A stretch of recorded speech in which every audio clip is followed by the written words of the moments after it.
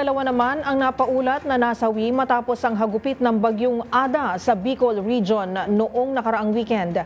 Ang pinakahuling mga detalye sa Kabikulan ihahatid live ni Roel Saldico. Roel? Karen, dahil sa mga pag-ulan na dulot ng bagyong Ada, ilang lugar sa Bicol Region ang nalubog sa baha nitong weekend. Sa bayan ng Karamuhan sa Camarines Sur, umabot sa lagpas bewang ang baha sa barangay Binalwana na Bunso naman na walang tigil ng pagbuhos ng ulan nitong Sabado. Gayon din sa katabing bayan sa presentasyon kung saan nahirapan ng dumaan sa kalsada maski ang mga bus at truck dahil sa abot bewang ng baha. Sa bayan naman ng Karamuran, Catanduanes, inano ng baha ang ilang sa mga netso dahil sa pag-apo ng baha mula naman sa katabing ilog.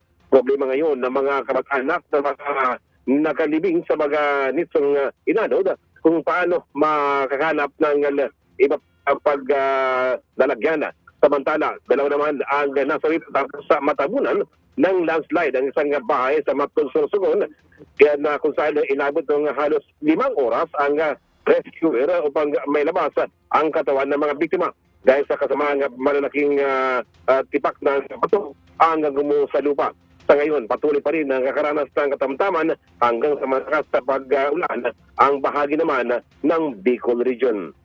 Para sa MBC Network News, Roel Saldico, una sa Pilipinas, una sa Pilipino. Maraming salamat, Roel Saldico, nag-uulat live mula sa Bicol Region.